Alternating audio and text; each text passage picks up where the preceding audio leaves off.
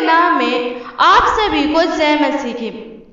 परमेश्वर का इकलौता पुत्र प्रभु यीशु ने स्वर्ग के सुख विलास को छोड़कर और पृथ्वी पर आकर बहुत सारे चीज चमत्कार किए, बहुत अंधे को आंखें दिए, बहुत लंगड़े को चलाए, बहुत कोढ़ियों को शुद्ध किए और बहुत मुर्दों को जिलाए।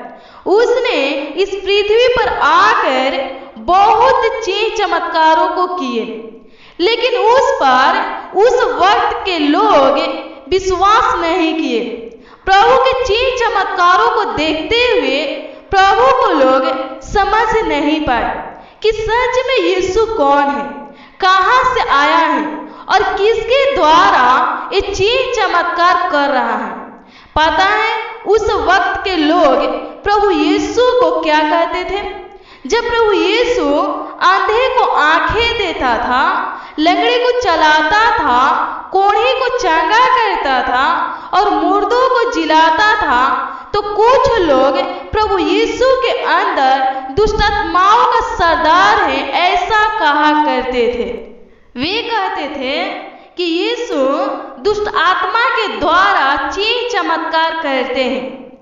तो चलिए पवित्र बाइबल में देखेंगे कि वे लोग कौन थे जो कहते थे कि प्रभु यीशु के अंदर दुष्ट आत्मा का सरदार है और दुष्ट आत्मा के द्वारा चमत्कार करते हैं। मत्ती रचित शुभ समाचार 12 अध्याय के वचन 22 को देखेंगे तो इसमें लिखा है कि तब लोग एक अंधे गूंगे को जिसमें दुष्ट आत्मा थी उसके पास लाए और उसने उसे अच्छा किया और वह बोलने और देखने लगा। एक बार प्रभु यीशु के पास कुछ लोग एक अंधा और एक गूंगा को लाए। प्रभु यीशु ने अंधा और गूंगा को चंगा किया। अंधा देखने लगा और गूंगा बोलने लगा।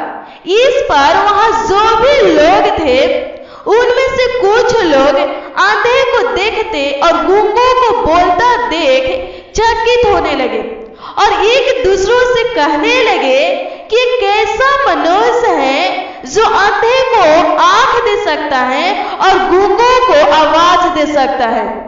परंतु उसी में से कुछ लोग बोले कि यीशु के अंदर दुष्ट आत्मा का सरदार है और ये दुष्ट आत्मा के द्वारा दुष्ट आत्मा को निकालता है।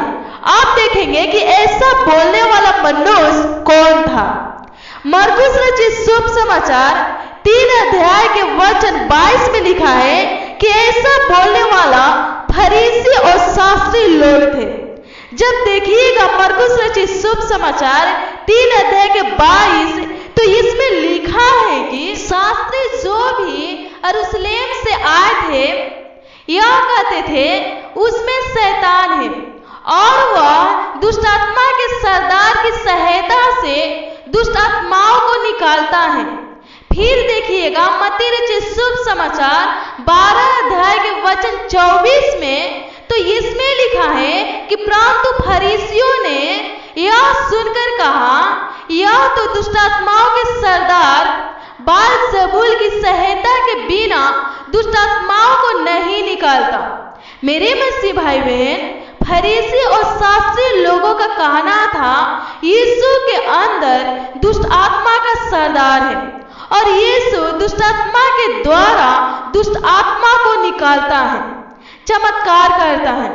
आप देखेंगे कि प्रभु यीशु फरीसी और शास्त्री लोगों को क्या कहते हैं, इन लोगों को कैसा जवाब देते हैं। जब आप देखेंगे मरकुस रचित शुभ समाचार 3 अध्याय के वचन 23 से 30 तक तो इसमें लिखा है कि प्रभु यीशु फरीसी और शास्त्री लोगों के मन के बात को जान गए और उन लोगों को अपने पास बुलाकर दृष्टांतों में कहने लगे। क्या कहने लगे देखेंगे। इसलिए वह उन्हें पास बुलाकर उनसे दृष्टांतों में कहने लगा, शैतान कैसे शैतान को निकाल सकता है? यदि किसी राज में फूट पड़े तो वह राज कैसे स्थिर रह सकता है? और यदि किसी घर में फूट पड़े तो वह घर कैसे ही रह सकेगा। इसलिए यदि शैतान अपना ही विरोधी होकर अपने में फूट डाले तो वह कैसे बना रह सकता है? उसका तो अंत ही हो जाएगा। परंतु कोई मनुष्य किसी बलवंत के घर में घुसकर उसका माल नहीं लूट सकता जब तक कि वह पहले उस बलवंत को बांध न ले और तब उसके घर को लूट लेगा। मैं तुमसे सच कहता हूं कि मनुष्यों की संतान के सब पाप और निंदा जो वे करते हैं क्षमा की जाएगी, परंतु जो कोई पवित्र आत्मा के विरुद्ध निंदा करे वह कभी भी क्षमा न किया जाएगा, वरन वह अनंत पाप का अपराधी ठहरता है, क्योंकि वे यह कहते थे कि उसमें अशुद्ध आत्मा है। मेरे मसीह भाई बहन, फरीसी और शास्त्री लोगों से प्रभु यीशु बोले कि एक दुष्ट आत्मा दूसरे दुष्ट आत्मा को नहीं निकाल सकता है। जैसे राज में फूट पड़ता है तो राज नष्ट हो जाता है, और घर में फूट पड़ता है तो घर नष्ट हो जाता है, वह टिका नहीं रहता है। वैसे ही अगर शैतान में फूट पड़े तो शैतान नष्ट हो सकता है। अगर एक दुष्ट आत्मा दूसरे दुष्ट आत्माओं के विरोधी करेगा तो उनमें फूट पड़ जाएगा, फिर दुष्ट आत्मा का राज टीका नहीं रहेगा, उसका राज खत्म हो जाएगा, नष्ट हो जाएगा। तुम लोग बोलते हो कि मुझ में दुष्ट आत्मा है, मैं जो भी करता हूँ दुष्ट आत्मा के द्वारा करता हूँ, तो ऐसा बोलने से तुम पवित्र आत्मा की निंदा करते हो, और जो कोई पवित्र आत्मा के विरुद्ध निंदा करता है वह कभी भी क्षमा नहीं किया जाएगा, वह अनंत पाप का अपराधी ठहरेगा। मसीह लोगों, प्रभु यीशु फरीसी और शास्त्री लोगों से कहे, प्रभु यीशु इस वचन के द्वारा आप सबके जीवन में कार्य करें।